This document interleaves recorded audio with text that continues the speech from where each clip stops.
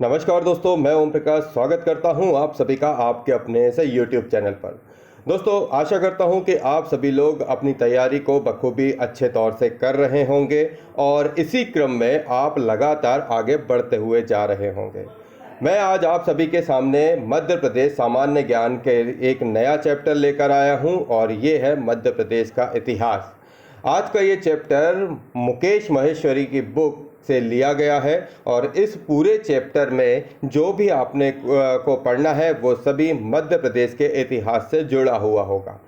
MPPSC की तैयारी कर रहे उन सभी स्टूडेंट्स को मैं निवेदन करता हूं कि आप सभी लोग इस एमपीपीएससी के लिए बेहतर तरीके से तैयारी कर रहे होंगे और आप हमारे चैनल के साथ जुड़े हुए हैं और नहीं जुड़े हैं तो जुड़ जाइएगा, क्योंकि हम इसी तरीके से नए नए बुक्स के नए नए सिलेबस को लेकर आते रहते हैं। जो बुक हमें बेहतर लगती है हम उस बुक के चैप्टर को आप सभी के सामने ज़रूर पढ़ते हैं। तो ये रीडिंग का तरीका आप सभी की सहूलियत के लिए है। यदि आपको पसंद आए तो आप इसे शेयर ज़रूर करिएगा और साथ ही इसे सब्सक्राइब करना मत भूलिएगा। हम आज लेकर इस चैप्टर को नए पैटर्न में पढ़ने की कोशिश करते हैं। तो चलिए शुरू करते हैं हमारा ये चैप्टर मध्य प्रदेश का इतिहास।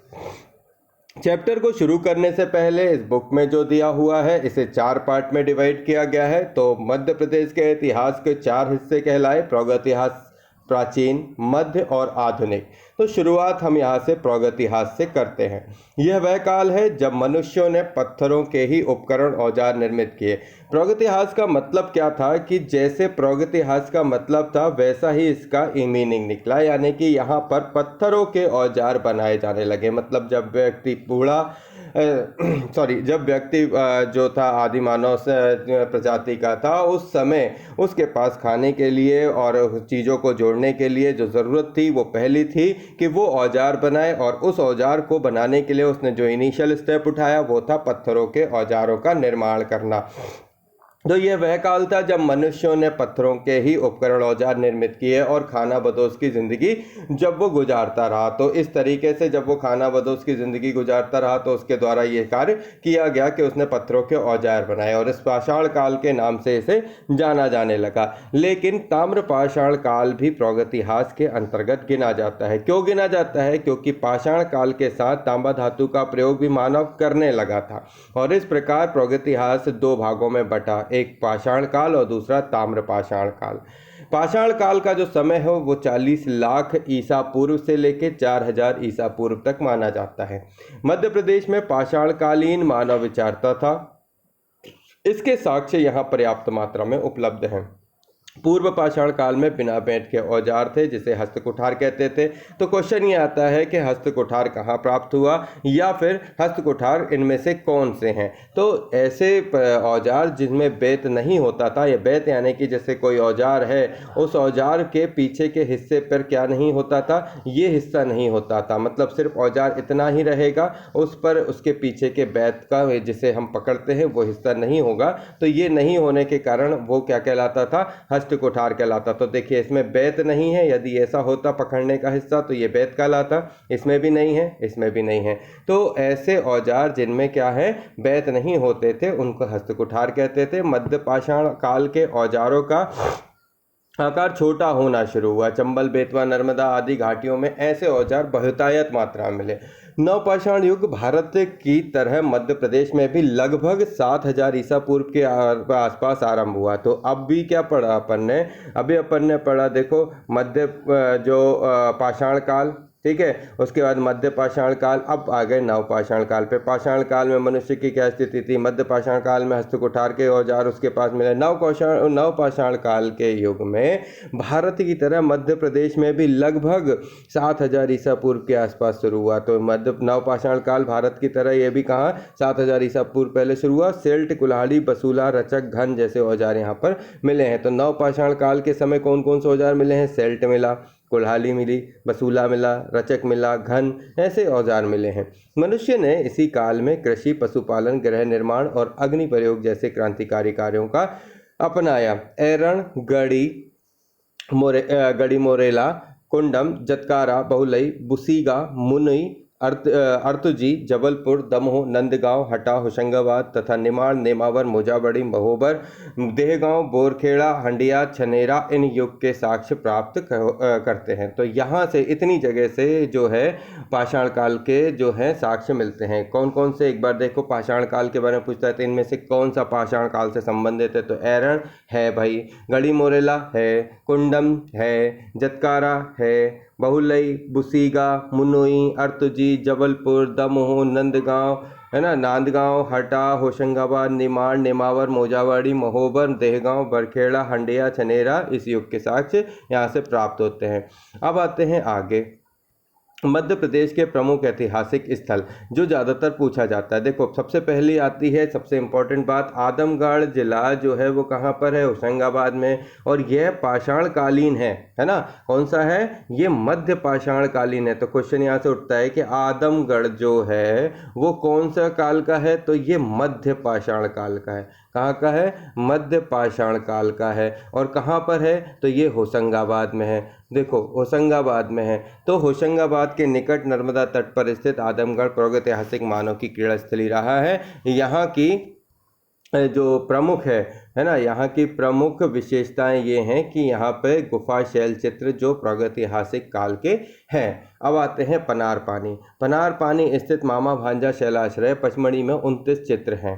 तो पनार पानी के स्थित मामा भांजा शैलाश्रय में पचमढ़ी में 29 चित्र मिले हैं। इसके बाद आते हैं, सबसे इम्पॉर्टेंट और है भीमबेटिका। भीमबेटिका जो है वो कहाँ पर है? तो सबसे पहली बात याद रखना कि ये रायसेन जिले में है। प्रागैतिहासिक मानव की कलात्मक अभिव्यक्तियों के साक्ष्य भोपाल से 40 किलोमीटर दूर पर्वतों में स्थित भीमबेटका के शैलाश्रय हैं। और भीमबेटका में ऊंचे ऊंचे पत्थरों के टीलों के मध्य लगभग जो है 400-500 गुफाएं मिली हैं। तो इस तरीके से ये चित्र आप देख सकते हो। आगे आते हैं गुहा चित्र एवं शैलाश्रय। भारत में जितने चित्र शैलाश्रय प्राप्त हुए हैं उनमें मध्य प्रदेश में पाए जाने वाले शैलाश्रयों की संख्या सबसे अधिक है। होशंगाबाद, सागर, रीवा, मंदसौर, जबलपुर, रायगढ़, सीहोर, रायसेन, ग्वालियर, पूर्व निमाड़, शिवपुरी, छिंदवाड़ा, छतरपुर, दमोह, पन्ना, नरसिंहपुर जिले तथा शिवना नदी के किनारे में चित्रित शैलाश्रय मिले हैं। और अधिकांश जो है गुफा चित्रों में लाल सफ़ेद रंग के, लाल सफ़ेद काले नीले पीले रंग के जानवरों की लड़ाई, मानवरों के पारस्परिक युद्ध, है ना, पशुओं की सवारी, गीत, नृत्य, पूजन, मधु संचय तथा घरेलू जीवन संबंधी दृश्य यहाँ पर मिले हैं। तो कहने का मतलब क्या है भाई कि जो आधुनिक जो शैलाश्रय बनते थे, है ना, समझना, जो शैलाश्रय बनते थे उन सभी शैलाश्रय या गुफाओं में क्या होता था? इंसान अपने चित्रों को बनाता था। उन चित्रों को बनाने का उसका क्या होता था? जिसकी जैसी सोच वैसा काम, है ना। उसने क्या है, जो लाल सफ़ेद गेरू काले नीले पीले रंग का उपयोग करके उसने चित्र बनाए। और चित्रों में क्या होता था? या तो पशु पक्षियों की लड़ाई होती थी, है ना, जैसे पशु पक्षी आपस में लड़ रहे हैं, है ना, पशुओं की लड़ाई, पक्षियों की लड़ाई, या कोई जानवरों का शिकार, है ना, जानवरों का शिकार, आपस में युद्ध, ठीक है, पशुओं की सवारी, है ना, इस तरीके की चीज़ों को वे क्या करते थे, जो है चित्र बनाते थे। और यही चीज़ें हमें गुफाओं में मिली हैं। जैसे यदि आपने घूमा हो भीमबेटका तो घूम के देखिएगा कि वहाँ ये चीज़ें आसानी से मिली हैं देखने के लिए। इसके अलावा गीत, नृत्य, पूजन, मधु संचय, घरेलू जीवन संबंधी दृश्य भी वो बनाए थे। विदेशी इतिहासकार इनको 4000 ईसा पूर्व का मानते हैं, जबकि सांकलिया के अनुसार ये 1.50 लाख वर्ष पुराना हमसे वो उसे मानते हैं। अब आते हैं ताम्रपाषाण काल। ताम्रपाषाण काल 2000 ईसा पूर्व जो है, ताम्रपाषाण काल 2000 से लेकर 900 ईसा पूर्व तक माना जाता है। 2000 से लेकर 900 ईसा पूर्व तक। तो ये डेट याद रखना, जब भी पूछी जाती है तो डेटें ज़्यादा काम आती हैं। 2000 से लेकर 900 ईसा पूर्व तक जो है ताम्रपाषाण समय है। मतलब 2000 से 900, ये अगर अपन इसको क्या मान लें, ईसा मसीह के जन्म से अगर ले लें, इसे 0 ले लें, तो ये यहाँ से 2000 से लेके 900 ईसा पूर्व, है ना, ये 2000 से लेके 900 ईसा पूर्व का ये क्षेत्र ताम्रपाषाण युग का कहला जाता है। ठीक है, आगे बढ़ते हैं भाई। यहाँ पे क्या आता है कि ताम्र पाषाण युग में का तात्पर्य उस काल में जब मनुष्य ने पत्थरों के साथ तांबा धातु का उपयोग शुरू किया तो वहाँ पे उसे ताम्र पाषाण काल कहलाने लगा। अब मालवा में वृषभ मूर्तियाँ पर्याप्त मिली हैं, है ना। क्या मिली हैं? मालवा में वृषभ मूर्तियाँ पर्याप्त मिली हैं। मध्य प्रदेश में मालवा और उसके निकट ताम्र पाषाण कालीन कुछ स्थल विद्यमान हैं जो निम्नलिखित हैं। तो ज़्यादातर पूछे जाने वाले जो है जगह हैं वो पूछेंगे क्या भाई, क्वेश्चन ऐसा आता है कि कायथा किस चीज़ के लिए जाना जाता है, तो ये उज्जैन के निकट छोटी सिंधु नदी के तट पर उत्खनन जो है क्षेत्र है कायथा। और ये पहली ताम्रपाषाण बस्ती थी जिसका अस्तित्व 2015 ईसा पूर्व से लेके 1380 ईसा पूर्व, मतलब 1380 ईसा पूर्व रहा है ना।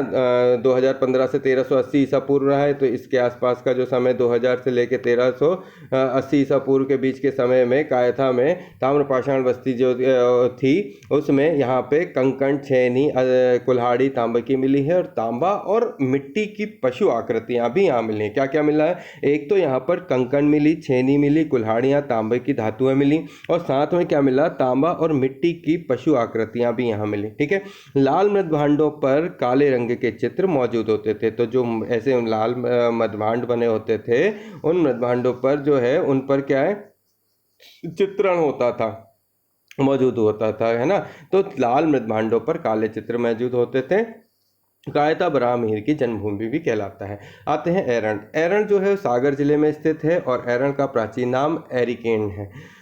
इस पाषाणकालीन बस्ती का समय 2000 से लेकर 700 ईसा पूर्व था। तो उसका कितना था? 2015 से 1350। तो मान के चलो 2000 से लेकर 1350, 2000 से लेकर 1300 ईस्वी, तो इसको 2000 से 700 ईसा पूर्व माना जाता है। और यहाँ से तांबे की कुल्हाड़ी, सोने के गोल टुकड़े, मिट्टी की पशु की आकृतियाँ, काले लाल मृदभांड, चित्रित मृदभांड का ताम्रकाली बस्ती के प्रमाण यहाँ से मिले हैं। तो यहाँ पर दो चीज़ें हो गई अपनी कंप्लीट, एक तो एरण हो गई, दूसरा कायथा हो गई। कायथा उज्जैन के पास है, एरण सागर जिले के पास है। दोनों जगह से ताम्रपाषाण युगीन संस्कृति का जो है साक्ष्य मिले हैं। उसमें भी अपन को छेनी कुठार, छेनी कुल्हाड़ी कंकण मिले हैं। और यहाँ से सोने के वही कुल्हाड़ी, मिट्टी की पशु आकृतियाँ, तांबे की कुल्हाड़ी, सोने के गोल टुकड़े ऐसे मिले हैं एरण में।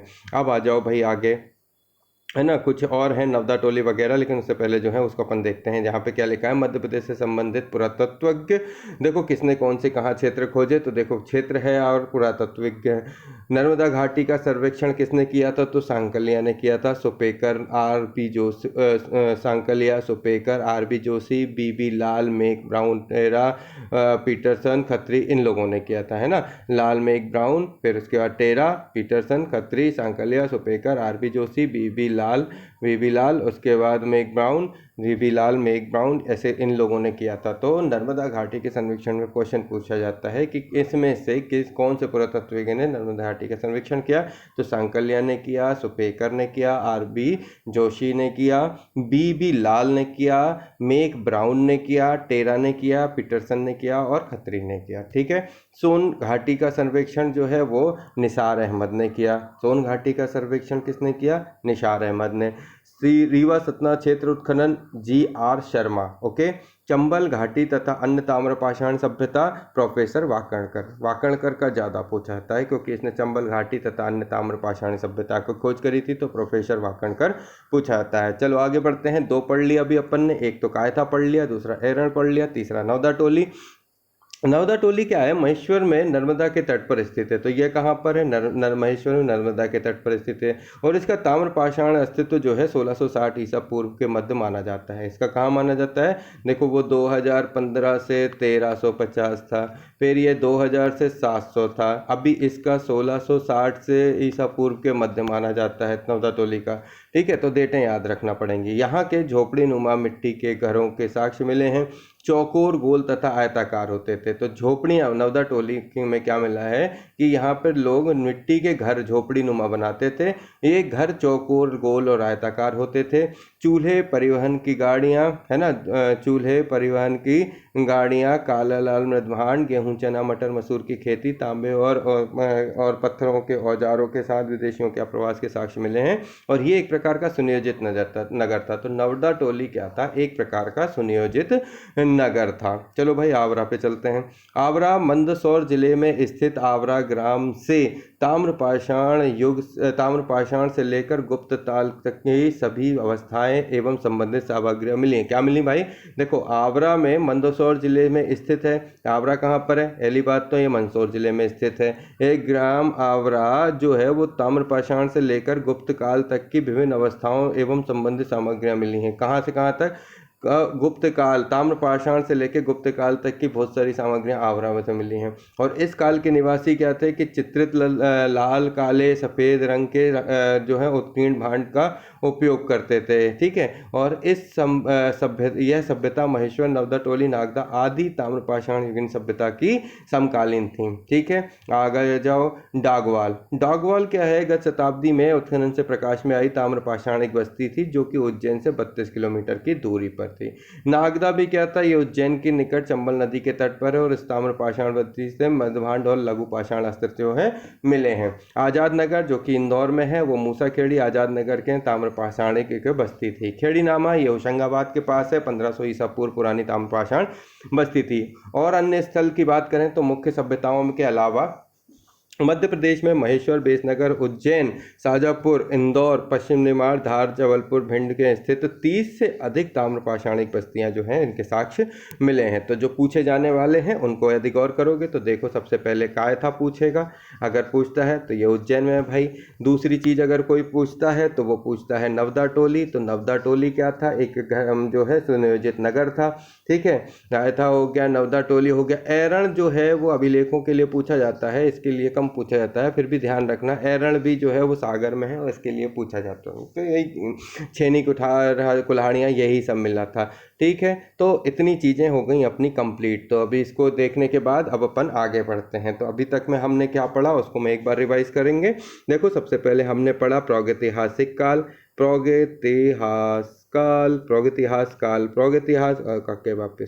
प्रागैतिहास पढ़ा। प्रागैतिहास काल में अपन ने क्या चीज़ें पढ़ी? उन चीज़ों को अपन ने देखा। पाषाण है ना, पाषाण काल में पत्थरों का उपयोग करता था मानव। उसके बाद उसी के समतुल्य अगर देखें तो ताम्रपाषाण, पत्थरों के साथ वो ताम्रपाषाण का तांबे के बने औजारों का उपयोग करता था।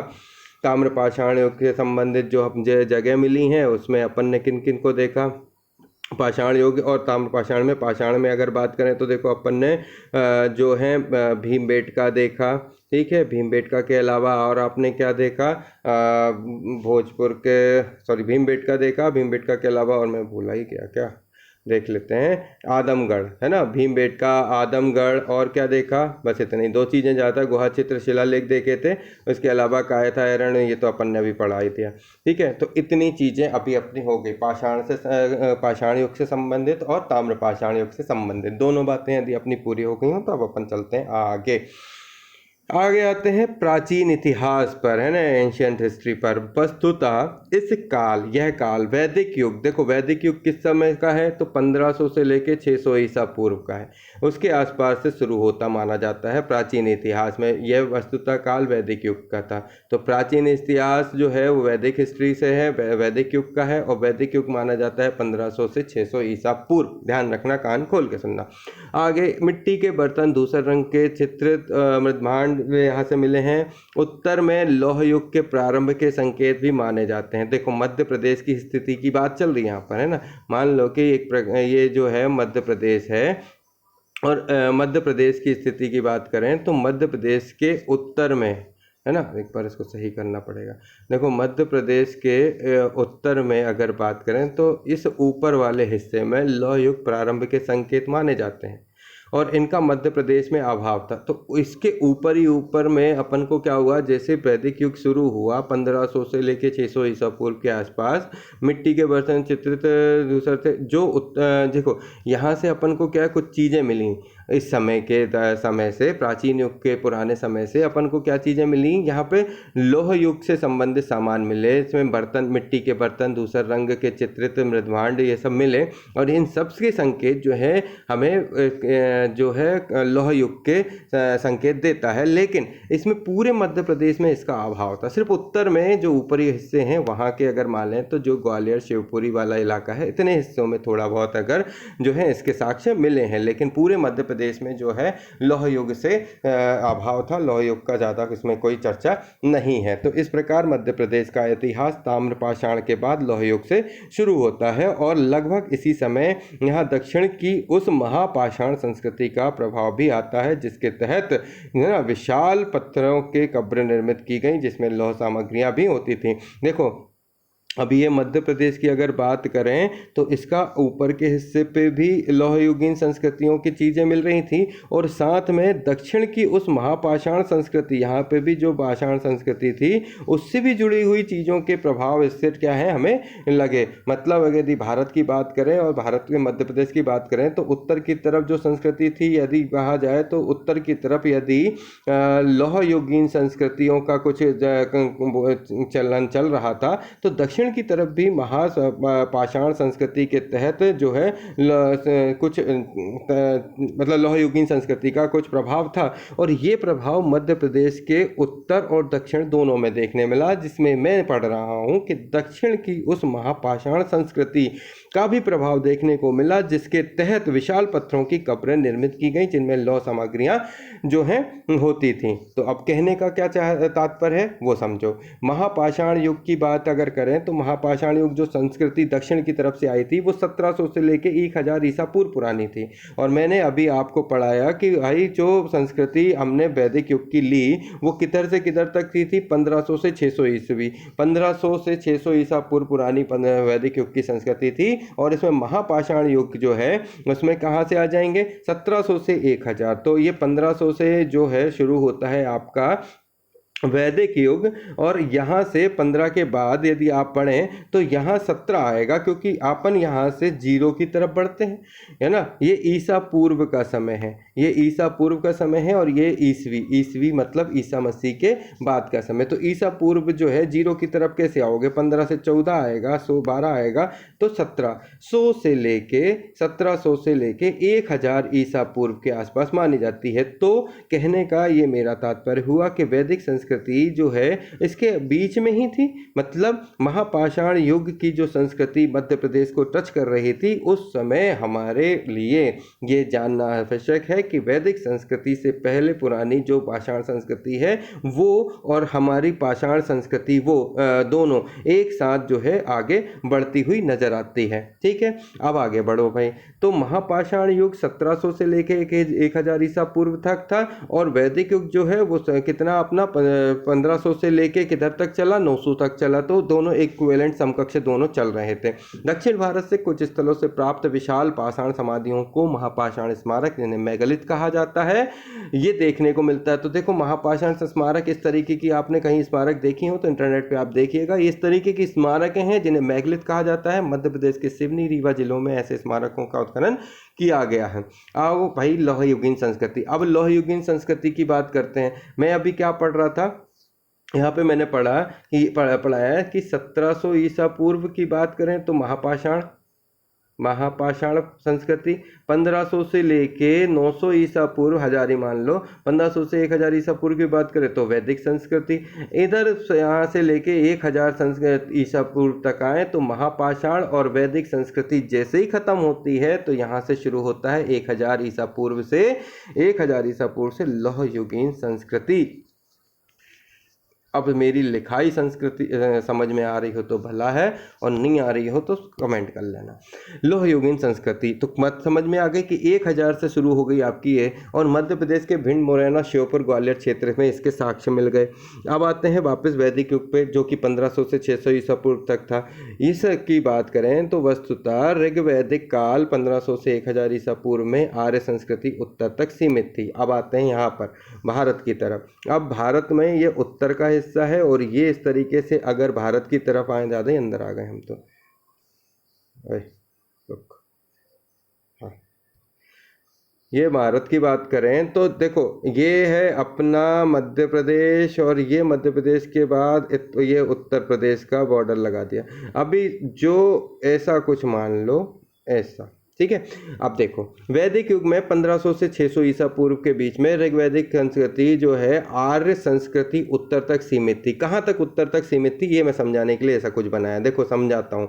ये क्या है, ये जा रही है तुम्हारी यमुना और ये जा रही तुम्हारी गंगा, ये यमुना और गंगा के बीच वाले इलाकों में ही तक सीमित थे आर्य। ठीक है भाई, ये ऊपर की तरफ उत्तर के क्षेत्र तक ही सीमित थे, लेकिन ये किस एरिए तक सीमित थे? तो गंगा नदी का जो क्षेत्र लगता है उत्तर, तुम्हारा ये यमुना और गंगा के बीच का क्षेत्र, जो उत्तरी क्षेत्र है ऊपर का, उस क्षेत्र में ही आर्यों की संस्कृति फूली फूली और खूब बड़ी, उत्तर तक सीमित थे। और उत्तर वैदिक है ना, ये क्या हुआ, ऋग्वैदिक काल में आर्य संस्कृति उत्तर तक सीमित रही, और उत्तर वैदिक जो कि 1000 से 600 ईसा पूर्व के समय में ही उसने विंध्याचल को पार कर मध्य प्रदेश में कदम रखा। तो मतलब क्या समझाऊं, देखो यहाँ तो अपन चल ही रहे थे, ये 1500 ईसा पूर्व है और ये 1000 ईसा पूर्व है।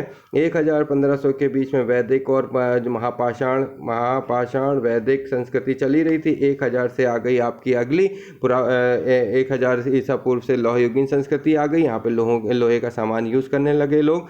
लौह युगीन संस्कृति के साथ ही उत्तर वैदिक काल शुरू होता है। तो यहाँ से मैं क्या कहना चाह रहा हूँ वो ये है कि यहाँ पर जो आपका 1000 ईसा पूर्व है, ये है ना, ईसा पूर्व 1000 है, यहाँ से आपका लौह युग और उत्तर वैदिक युग शुरू होता है।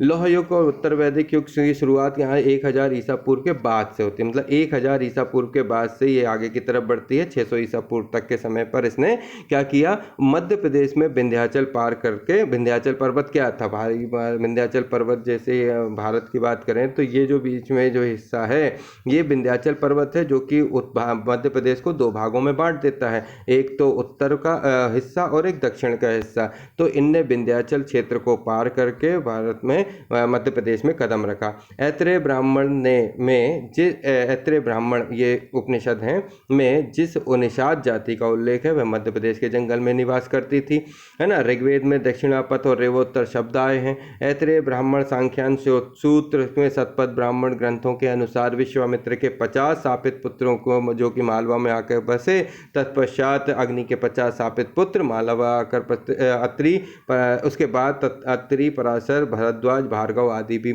जो हैं आए। पौराणिक कथाओं के अनुसार कारकोट नागवंशी शासक नर्मदा क्षेत्र के शासक थे। तो पौराणिक कथाओं में क्या कहता है कि जो कारकोट नागवंशी शासक थे वो नर्मदा के क्षेत्र के शासक थे, और उस समय नर्मदा का नाम रेवा था। उस समय नर्मदा का नाम क्या था, रेवा था। तो जो पौराणिक कथाओं के अनुसार हम पढ़ रहे हैं कि कारकोट नागवंशी शासक जो थे वो नर्मदा क्षेत्र के शासक थे। और नर्मदा की बात करें तो देखो एक चीज़ और समझिए कि जैसे ये भारत का हिस्सा है, ये हिमालय क्षेत्र है और ये नर्मदा घाटी के क्षेत्र हैं। तो आपको ये बात पता होनी चाहिए कि ये क्षेत्र जो हैं बहुत पुराने हैं, बहुत पुराने, ये हिमालय से भी पुराने हैं। यहाँ की नदियों का उल्लेख हिमालय के पहले का है ना। तो ये जो क्षेत्र हैं बहुत पुराने हैं, और इसी क्रम में आपको नर्मदा मानव के बारे में जो पढ़ने मिलता है वो इसीलिए मिलता है क्योंकि जो लोग रहते थे वो नर्मदा घाटी क्षेत्र में रहते थे। और ये पौराणिक कथाओं के अनुसार जो बात लिखी है, ये जो नागवंश कारकोट नागवंशी शासक थे वो नर्मदा क्षेत्र के शासक थे, और उस समय नर्मदा का नाम क्या था, रेवा था। मानेय गंधर्व से जब उनका संघर्ष हुआ तो अयोध्या के इक्ष्वाकु नरेश मंधाता, तो इक्ष्वाकु वंश जो राम जी थे वो किस वंश के थे, इक्ष्वाकु वंश के थे, और उनके पूर्वज कौन कहलाए, नरेश मंधाता ने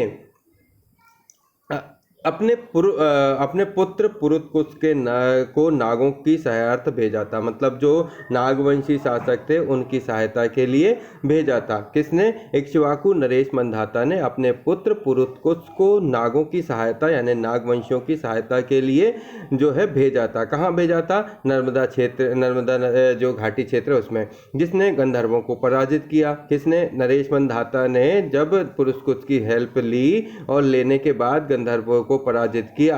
ठीक है, नागों की सहायता जो नरेश मंधाता के पुत्र ने नागवंशियों की मदद करी। फिर से समझाता हूँ क्या बोलना चाह रहा हूँ। जो नरेश मंधाता के पुत्र थे पुरुतकुत्स, उनने नागवंशियों की मदद करी जो कि नर्मदा क्षेत्र के थे, और इन लोगों ने दोनों ने मिलकर गंधर्वों को पराजित किया। पुरुतकुत्स ने जो है रेवा का नाम बदल के नर्मदा रख दिया, और इसी वंश के मुचकुंद ने ऋक्ष और परिपात्र पर्वतमालाओं के बीच नर्मदा के तट पर अपने पूर्वज नरेश मंधाता के नाम पे मंधाता नगरी यानी कि ओंकारेश्वर नगरी को बसाया। अब अनुश्रुति पर आधारित इतिहास क्या है, आओ उसको सुनते हैं। अधिकांशतः पुराणों और कुछ हद तक महाकाव्यों में इन अनुश्रुतियों का संबंध क्या है। पहले नंबर कारुष वंश को पढ़ते हैं। अनुश्रुति के अनुसार मनुष्यों की परंपरा के अंतिम मनु व्यवस्थित हुए, मतलब जो ऐसा पढ़ते हैं ना कि आखिरी व्यक्ति मनु बचे थे, और मनु के जो थे 10 पुत्र थे, है ना। तो अनुश्रुतियों के अनुसार कारुष वंश का अपन पढ़ रहे हैं कि अनुश्रुति के अनुसार अंतिम मनु, है ना, अंतिम मनु हुए, जो व्यक्ति मनु हुए व्यवस्थित जो है मनु व्यवस्थित हुए, और उनके 10 पुत्र थे। एक पुत्र जो है कारुष के नाम पर कारुष वंश ने कारुष देश पर यानी कि वर्तमान बघेलखंड पर शासन किया था। एक बात तो ये पता चली कि भैया बघेलखंड जो है वो किसके नाम पर बसा हुआ है, वो कारुष वंश है, यानी कारुष के नाम पे बसा हुआ है। ये कारुष वंश से था। एक कारुष देश भी कहलाया जिसे वर्तमान में बघेलखंड कहते हैं। और ये कौन थे, ये मनु के 10 पुत्रों में से एक थे। ठीक है, ओके, आगे बढ़ते हैं। आगे आते हैं चंद्रवंश। चंद्रवंश क्या है, चंद्रवंश यानी एल साम्राज्य। एल साम्राज्य के बारे में पढ़ते हैं। मनु व्यवस्थित की पुत्री इला का विवाह सोम से हुआ। अब मनु की जो पुत्री थी इला का, उनका विवाह सोम से हुआ, और इनके राज्य का नाम एल साम्राज्य हुआ। इला मतलब इसलिए ये एल साम्राज्य हुआ। मनु की पुत्री जिसका नाम इला था उसने सोम से शादी करी, और इनके राज्य का नाम एल साम्राज्य हुआ, जिसका आदि पुरुष सोम पुरुरुवा ही था। सोम या चंद्रवंश के साम्राज्य का विस्तार बुंदेलखंड तक था। ठीक है, कि ये ऊपर वाला जो कारुष वंश था वो बघेलखंड था, चंद्रवंश जो है बुंदेलखंड तक था। सोम के पुत्र आयु और अमावस्यु हुए। सोम के जो पुत्र हुए वो आयु और अमावस्यु हुए। ययाति और एल राज्य का विभाजन। राजा आयु, अब आयु कौन थे, ये सोम के पुत्र थे। सोम के 2 पुत्र हुए। सोम ने शादी करी किससे, मनु की बेटी से। मनु की बेटी से शादी करी, और जो साम्राज्य इनका हुआ वो एल साम्राज्य हुआ। एल साम्राज्य बघेलखंड तक था। सोम के 2 पुत्र हुए, एक आयु एक अमावस्यु। आयु की तीसरी पीढ़ी में चंद्रवंशी ययाति हुआ, मतलब आयु जो राजा थे उनकी तीसरी पीढ़ी में चंद्रवंशी ययाति हुए। राजा जो है ययाति जन्म हुआ, और उसने देवयानी शुक्र भार्गव ऋषि की कन्या से विवाह किया। तो तीसरी पीढ़ी के ययाति, आयु की तीसरी पीढ़ी के चंद्रवंशी राजा ययाति ने देवयानी यानी कि शुक्र भार्गव ऋषि की कन्या से विवाह किया। ययाति ने अपना एल साम्राज्य 5 पुत्रों में बांटा, और इस विभाजन में यदु को चर्मणवती यानी चंबल। अब ययाति ने देवयानी से शादी करी, 5 बेटे हुए। 5 बेटों को साम्राज्य बटा, तो 5 बेटों में यदु को मिला चंबल चर्मणवती, नेत्रवती बेतवा, और शुक्तिमती केन का घाटी क्षेत्र प्राप्त हुआ, है ना। तो इस विभाजन में यदु को चर्मणवती, नेत्रवती और शुक्तिमती का घाटी क्षेत्र प्राप्त हुआ, और उसके नाम पर यदु यादव वंश की स्थापना हुई। तो बात समझ में आई।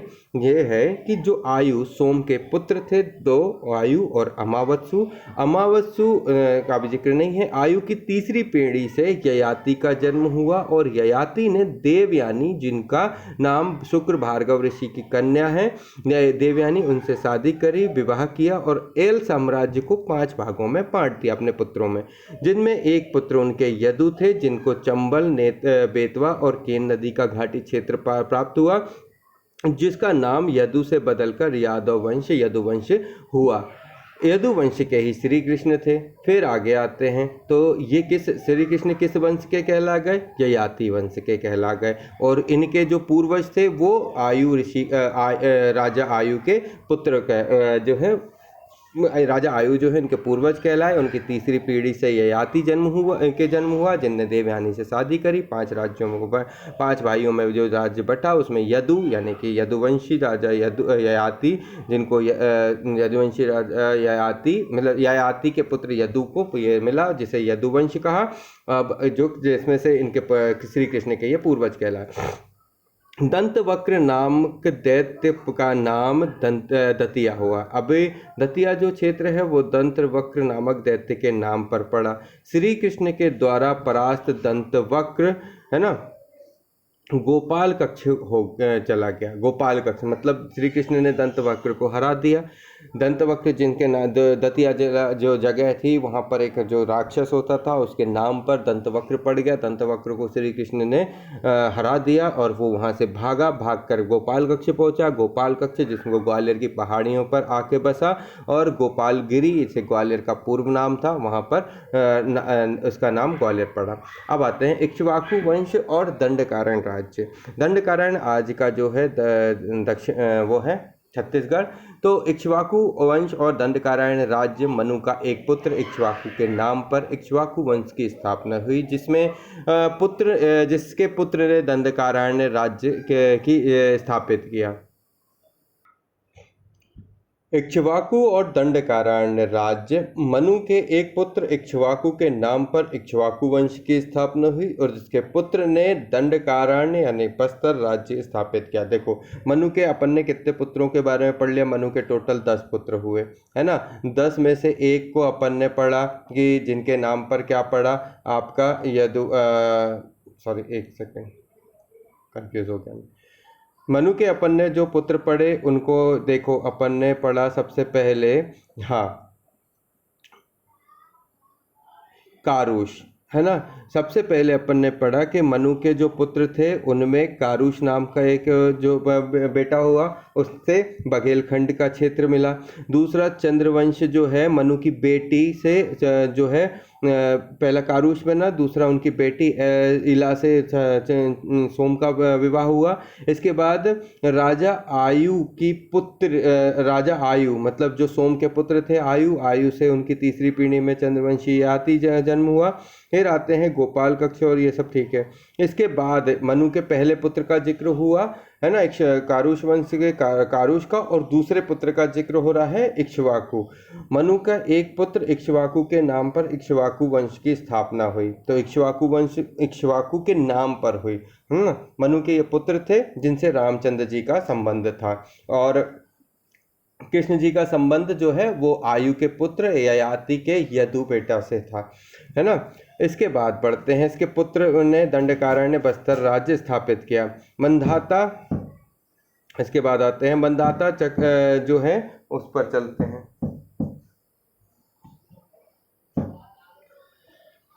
मांधाता चक्रवर्ती, इक्ष्वाकु वंश का प्रतापी राजा मंधाता हुआ जो चक्रवर्ती सम्राट हुआ। उसके एक पुत्र पुरुतकुस्त ने मध्य भारत के नाग राजाओं को गंधर्वों के खिलाफ सहायता दी। इसने क्या किया? पुरुतकुस्त ने मध्य भारत के नाग राजाओं को गंधर्वों के खिलाफ सहायता दी, जो अभी अपन ने ऊपर पढ़ा, और रेवा का नाम जो है नर्मदा कर दिया। है साम्राज्य यादव वंश के संस्थापक यदु के पौत्र है के नाम पर स्थापित है राज्य ने के राजा महेशमती ने एक जीते गए दुर्ग का नाम महेशमती महेश्वर रखा, और इसके वंशज कृतवीर ने, जो कार्तवीर बोलते हैं, कृतवीर ने है वंश का विशाल साम्राज्य को स्थापित किया। इसके बाद आते हैं सहस्त्रार्जुन। है वंश में ही कार्तवीर या अर्जुन या सहस्त्रार्जुन नामक महान सम्राट हुआ। तो एक ही नाम है, अर्जुन बोल दो, चाहे कार्तवीर बोल दो, चाहे सहस्त्रार्जुन बोल दो, चाहे सहस्त्रबाहु बोल दो। इसकी हजारी भुजाएं मानी गई और समस्त पृथ्वी को जीता और अनेक यज्ञ किए। उसने लंका के राजा रावण को भी हराया सहस्त्रार्जुन ने। तो अब इतनी चीज़ों को एक बार समझो। अब यहाँ पे क्या पढ़ा अपन ने? इक्ष्वाकु जो है मनु के बेटे हुए, उनके पुत्र जो हैं मनु के बेटे के नाम पर, इक्ष्वाकु के नाम पर इक्ष्वाकु वंश की स्थापना हो गई, जिसके पुत्र ने किसने? इक्ष्वाकु के पुत्र ने दंडकारण्य राज्य स्थापित किया। ठीक है, मनु के एक पुत्र इक्ष्वाकु के नाम पर इक्ष्वाकु वंश की स्थापना हुई। उसके पुत्र मनु के पुत्र ने दंडकारण्य राज्य की स्थापना की। तो इक्ष्वाकु जो वंश थे वो कहाँ से थे? दंडकारण्य से थे। मंधाता जो है वो इक्ष्वाकु के राजा प्रतापी राजा हुए। तो मंधाता जो हैं वो एक चक्रवर्ती सम्राट थे, इसलिए मंधाता चक्रवर्ती कहते हैं। बोला मंधाता जो है इक्ष्वाकु वंश के जो है प्रतापी राजा हुए। मंधाता इक्ष्वाकु वंश के प्रतापी राजा मंधाता हुए जो चक्रवर्ती सम्राट थे। उनके पुत्र मंधाता के पुत्र यानी कि कह सकते हैं कि मंधाता के बेटे पुरुस्कुस ने किसकी? नाग राजाओं की, नागवंशियों की क्या करी? मदद करी थी गंधर्वों के खिलाफ, और रेवा का नाम नर्मदा रखा। अब जो पुरुस्कुस हैं यादव वंश के संस्थापक यदु के पौत्र है के नाम पर स्थापित हुआ। यादव वंश के संस्थापक यदु। अब ये हो गया इक्ष्वाकु वंश। अब यहाँ है साम्राज्य की बात हो रही है। तो है साम्राज्य जो था वो यदु से जुड़ा हुआ था, मतलब आयु के पुत्र बेटे जो राजा आयु थे, आयु के बेटे हुए यदु, और यदु के जो वंशज हुए उनमें जो थे यदु के पौत्र है के नाम पर स्थापित है राज्य के राजा महिष्मति ने एक जीते गए दुर्ग के नाम महिष्मति रखा। तो यादव वंश के संस्थापक यदु के पौत्र, बेटे नहीं पौत्र, उनके बेटे के बेटे है के नाम पर, ठीक है, तो हम पर जो है स्थापित है राजा महिष्मति ने जो है दुर्ग का नाम रखा। उनके वंशज जो हुए, अब है के वंशज ये है भी क्या कहलाए? वो यदुवंशी कहलाए। और उनके वंशज है के वंशज कर्तवीर ने है वंश में विशाल साम्राज्य स्थापित किया। और इसके बाद है वंशज में ही कार्तवीर या अर्जुन सहस्त्रबाहु नामक सम्राट हुआ। है के जो कार्तवीर ने है वंश के विशाल साम्राज्य को स्थापित किया और इसकी 1000 भुजाएं मानी जाती हैं। इसके बारे में पढ़ने पढ़ लिया। अब आते हैं राजा अवंती। अब राजा अवंती थे अर्जुन के पुत्र, यानी कि इस सहस्त्रबाहु के पुत्र। राजा अवंती जो है सहस्त्रबाहु के पुत्र हुए, जो जयध्वज ने अर्जुन के पुत्र जयध्वज ने अवंती पर राज्य किया। किसने? राजा अवंती जो कहलाए उनके अर्जुन के पुत्र जयध्वज ने अवंती पर राज्य किया। अवंती नाम जयध्वज के पौत्र अवंती नामक राजा के नाम पर पड़ा, और बाद में अवंती ने ही यादवों को विदिशा से भगाया। अवंती ने ही क्या किया? यादवों को जो है विदिशा से भगाया था। ठीक है, तो यहाँ पे हमने क्या पढ़ा? राजा अवंती अर्जुन के पुत्र जयध्वज ने अवंती पर जो है राज्य किया, और अवंती नाम जयध्वज के पौत्र अवंती नामक राजा के नाम पर पड़ा, और अवंती ने ही यादवों को विदिशा से भगाया। अब आते हैं महाकाव्य काल। रामायण और महाभारत महाकाव्यों में मध्य प्रदेश के विभिन्न राज्यों क्षेत्रों उनकी भूमिका का वर्णन है। किंवदंती है कि राम ने चित्रकूट में तुलसीदास जी को दर्शन दिए थे।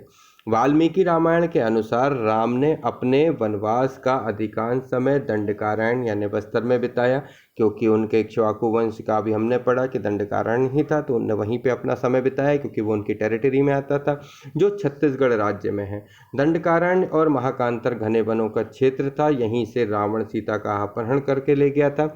रावण जिस लंका का राजा था संभवतः जबलपुर के निकट या अमरकंटक के समीप, ऐसे विद्वानों का मत है। मतलब लोग जैसा विद्वान मानते हैं कि रावण जिस लंका का राजा था वो या तो जबलपुर के निकट था या अमरकंटक के निकट था। वाल्मीकि आश्रम में निर्वासित माता सीता ने लव कुश को जन्म दिया था, और यह आश्रम जो है वो टोंस नदी तमसा नदी पर संभावित है ना, कि कहाँ पर है? टोंस या तमसा नदी पर संभावित है, जो अमरकंटक से निकलती है। भविष्य में कुल्स ने दक्षिण छत्तीसगढ़ राज्य पर राज्य किया। शत्रुघ्न के पुत्री शंभुघाती ने विदिशा पर राज्य किया। इस समय सतपुड़ा और विंध्याचल में निषाद जाति के राज्य था। रामायण कालीन त्रेता युग की समाप्ति के बाद महाभारत कालीन द्वापर युग शुरू होता है। उसकी महत्वपूर्ण घटना थी महाभारत। महाभारत युद्ध। इस युद्ध में मध्य प्रदेश स्थित अनेक राज्यों ने भाग लिया, और इनमें से वर्तमान बुंदेलखंड और बघेलखंड के क्षेत्रों में अवस्थित राज्यों ने पांडवों की ओर से भाग लिया। और ये राज्य थे वत्स, काशी, चेदी, कारुष, दशाण, मत्स्य। पूछे जाने वाली चीज है, जिन लोगों ने पांडवों की ओर से लड़ाई लड़ी महाभारत में वो कौन थे? तो क्वेश्चन यही पूछेगा कि किन राज्यों के राजाओं ने महाभारत में पांडवों की तरफ से लड़ाई लड़ी? तो वो थे वत्स, काशी, चेदी, करुष, दशाण, मत्स्य। याद रखना, वत्स, काशी, चेदी, करुष, दशाण, मत्स्य। ठीक है, वत्स, काशी, चेदी, कारुष, दशाण, मत्स्य। बार बार मैं इसलिए रिपीट कर रहा हूँ क्योंकि क्वेश्चन पूछता है। अब कुछ राज्यों ने कौरवों की तरफ से भी युद्ध किया होगा, तो वो कौन थे? देखो, उनमें महेशमती के नील राजा, अवंती, भोज, अथंक, विदर्भ, निषद, वृष्टि आदि मध्य प्रदेश में ही अवस्थित थे, जिन लोगों ने महाभारत में कौरवों की तरफ से जो है लड़ाई लड़ी। तो दोनों को याद रहेगा, पांडवों की तरफ से वत्स, काशी, चेदी, कारुष, दशाण, मत्स्य, और पांडवों की तरफ से वत्स, काशी, चेदी, कारुष, दशाण, मत्स्य, और कौरवों की तरफ से नील राजा, महेशमती राजा नील, महेशमती के राजा नील, अवंती, भोज, अथंक, विदर्भ, निषद, वृष्णि। ठीक है, भोज, अथंक, विदर्भ, निषद, वृष्णि। ठीक है, तो ये सभी मध्य प्रदेश के थे। अवंती थे, महेशमती महेश्वर से थे, अवंती उज्जैन से थे, भोज जो है धार से थे, अथंक विदर्भ से थे, निषद जो है वो निषद जाति का भी अपन ने पढ़ा ही है, यहाँ पे दंडकारण्य और आसपास के वृष्टि अवस्थित थे। महाभारत में महेशमती, उज्जैनी, कुंतलपुर, विराटपुरी मध्य प्रदेश के प्रमुख नगर को बताए गए हैं। चलिए चलते हैं महाजनपद युग।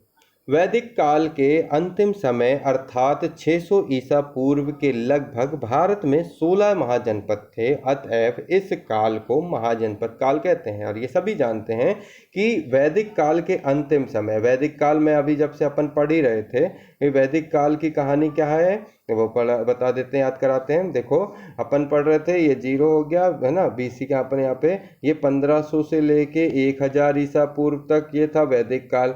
वैदिक काल के अंतिम समय को अपन ने क्या 900 600 बोल रहे होते हैं। 900 1000 के बाद आ गया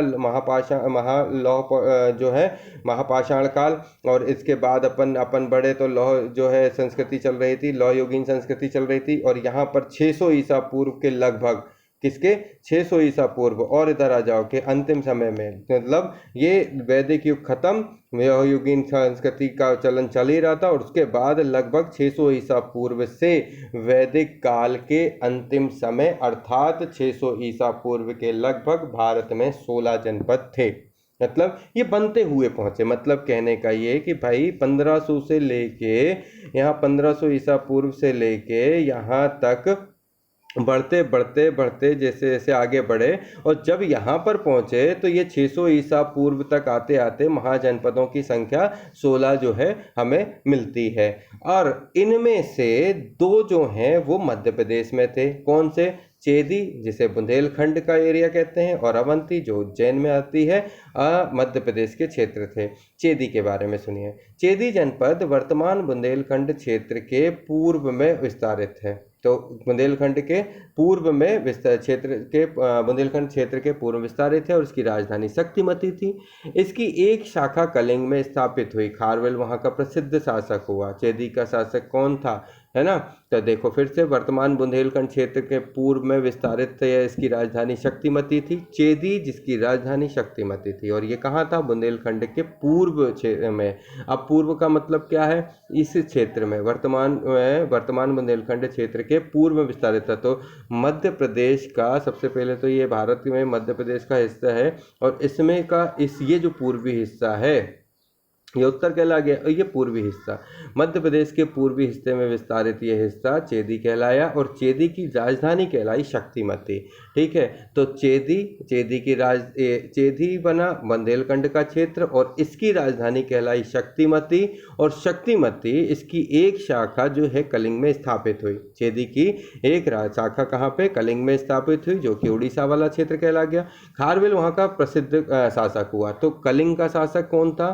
कलिंग का शासक खारवेल हुआ। चेदी की राजधानी शक्तिमती हुई। ये बुंदेलखंड का क्षेत्र था।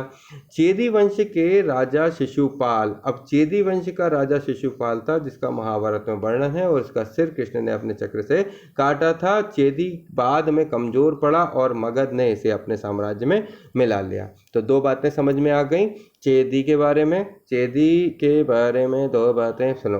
चेदी वंश को बुंदेलखंड का क्षेत्र था, राजधानी शक्तिमती थी, दो भागों में बटी। एक चेदी वंश चल रहा था, दूसरा आपका चेदी का कलिंग वाला क्षेत्र था। कलिंग वाले क्षेत्र में खारवेल उनका राजा था। यहाँ पर जो था शिशुपाल था, चेदी वंश का राजा शिशुपाल था जिसको कृष्ण ने मार दिया। इनका कोई पता नहीं। चलो, अवंती मध्य प्रदेश के पश्चिमी भाग में एक सशक्त महाजनपद था। अवंती कहाँ था? वो तो भाई मध्य प्रदेश का पूर्वी इलाका जो है ये बुंदेलखंड का चेदी कहलाया। तो इसका पश्चिमी भाग है ना, इसका कौन सा पश्चिमी भाग जो है वो कौन सा कहलाया? अवंती कहलाया। और ये अवंती भाग एक सशक्त महाजनपद हुआ। अवंती को बौद्ध ग्रंथों में अच्युतगामिनी भी कहा गया। इसके दो भाग थे, पहला उत्तर अवंती जिसकी राजधानी उज्जैनी थी, और दक्षिण अवंती जिसकी महेश्वती थी। दोनों पृथक करती, इन दोनों को पृथक जो है बेतवा नदी करती थी। ठीक है। और अवंती दो प्रसिद्ध नगर कुरधर और सुदर्शनपुर का वर्णन बौद्ध ग्रंथों में मिलता है। 6ठी शताब्दी ईस्वी में अवंती बौद्धों की प्रसिद्ध केंद्र बन गया, और यहाँ का शासक कौन था? चंद्रप्रद्योत। आप समझना, देखो इस चंद्रप्रद्योत की जो जानकारी मिलती है वो मिलती है अपने को कहाँ से? बौद्ध ग्रंथों से। जो बौद्ध ग्रंथ का वर्णन है अवंती के दो प्रसिद्ध नगरों का कुरधर और सुदर्शनपुर का वर्णन बौद्ध ग्रंथों में मिलता है।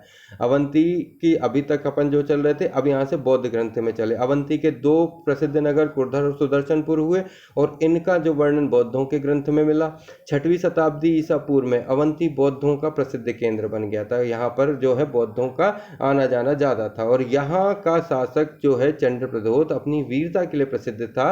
और ऐसा हमें जानकारी इस बौद्ध के ही ग्रंथों से मिलती है। यहाँ का शासक कौन था?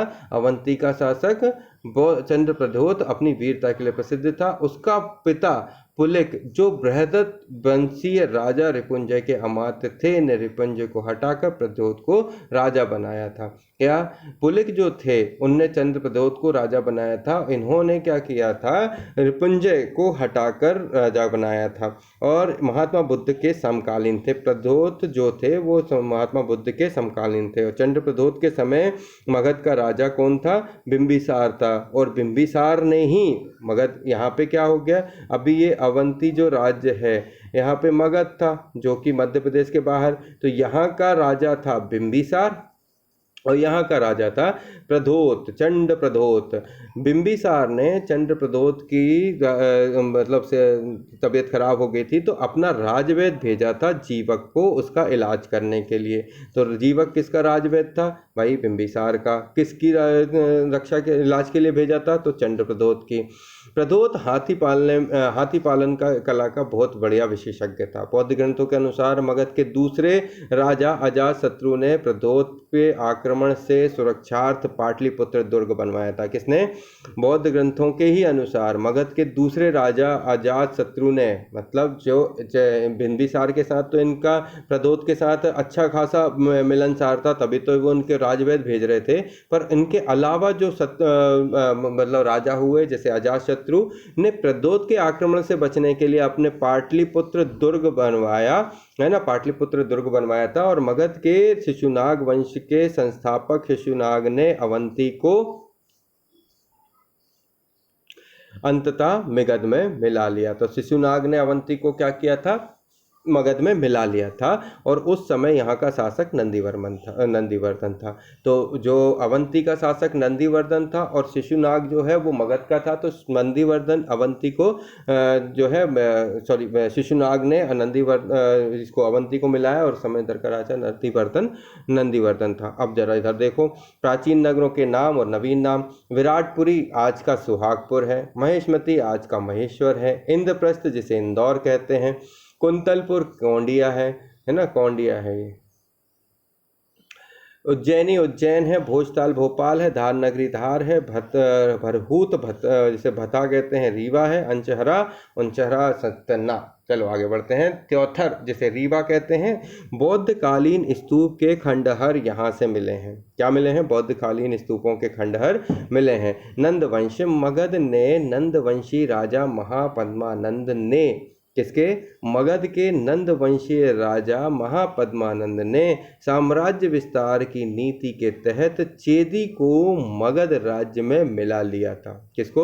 अवंती और चेदी दो राज्य थे, तो चेदी यानी कि बुंदेलखंड वाले क्षेत्र को मगध में मिला लिया था। और बड़वानी से नंदवंश की मुद्राएं जो हैं प्राप्त होती हैं। इतना बात पता चल गई। नंदवंश ने क्या किया था? नंदवंश के राजा महापद्मानंद ने अपने साम्राज्य विस्तार की नीति के तहत जो है मगध में चेदी को मिला लिया।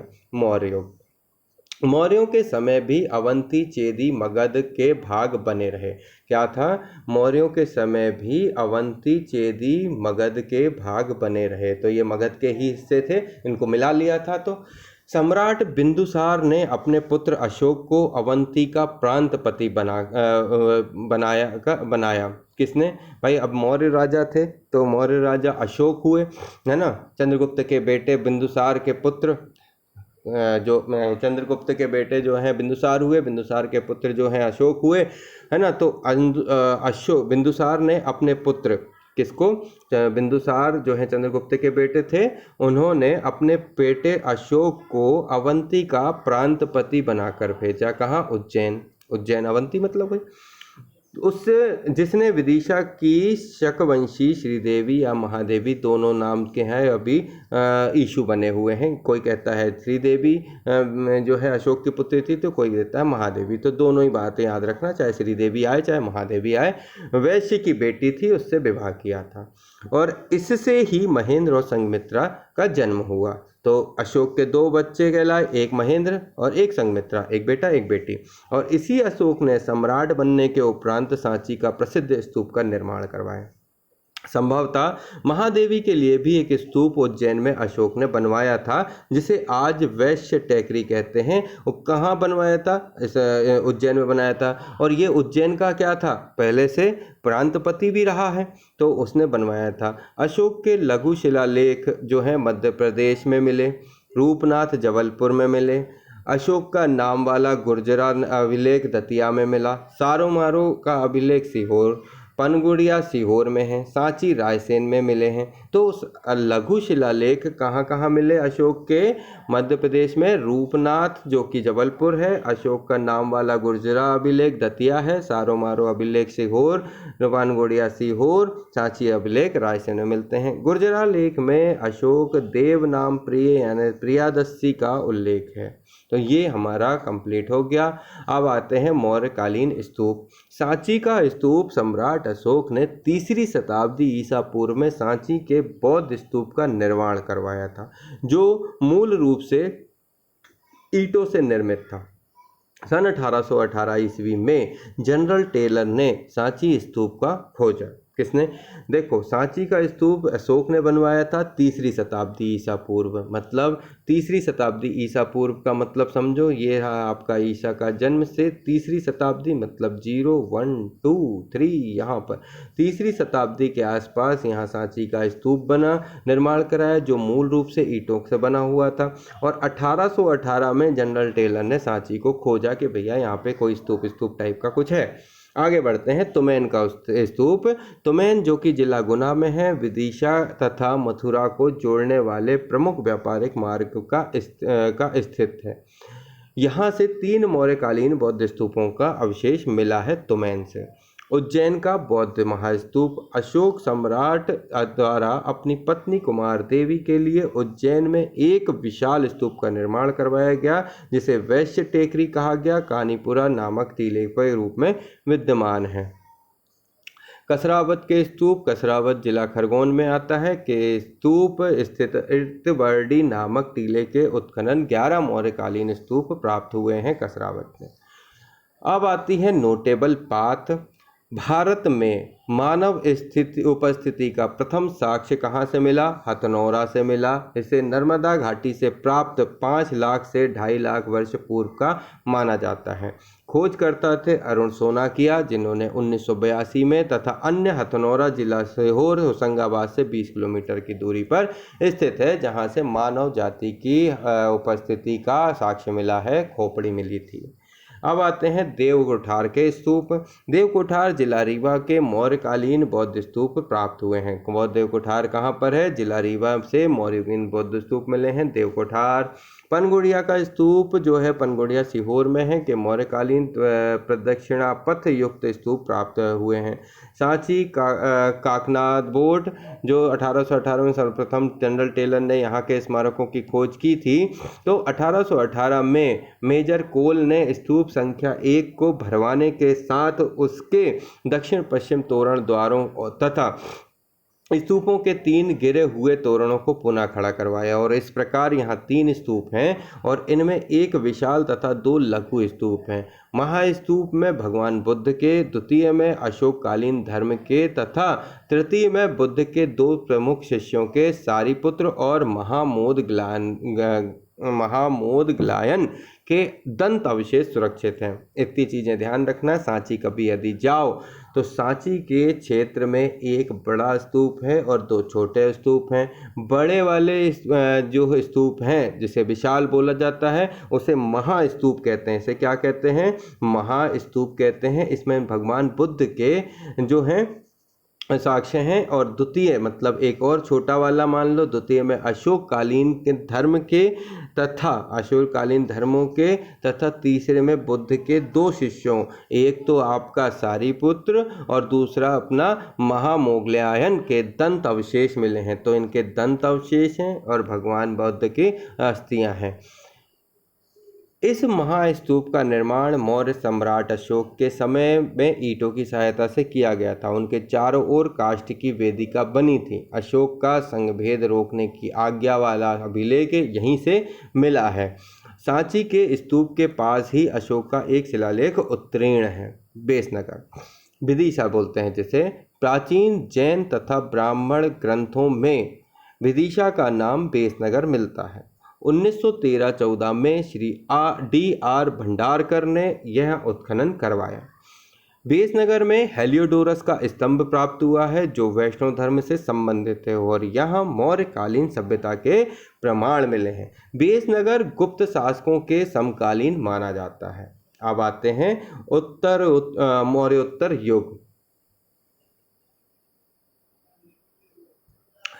मौर्योत्तर युग के लिए हम पढ़ेंगे अगले वीडियो में। तो यहाँ तक हमारी जो चल रही थी उसमें जो यदि आपको समझ में आया हो तो आप चैनल को सब्सक्राइब करिए, और अगले वीडियो के आने को प्राप्त करने के लिए बेल आइकन को प्रेस करिए, और यदि वीडियो पसंद आए हो तो शेयर करना मत भूलिएगा। हम मेहनत आपके लिए कर रहे हैं, आप थोड़ी मेहनत हमारे लिए करिए। मिलते हैं नए वीडियो में जल्द ही आप सभी से। जय हिंद, जय भारत।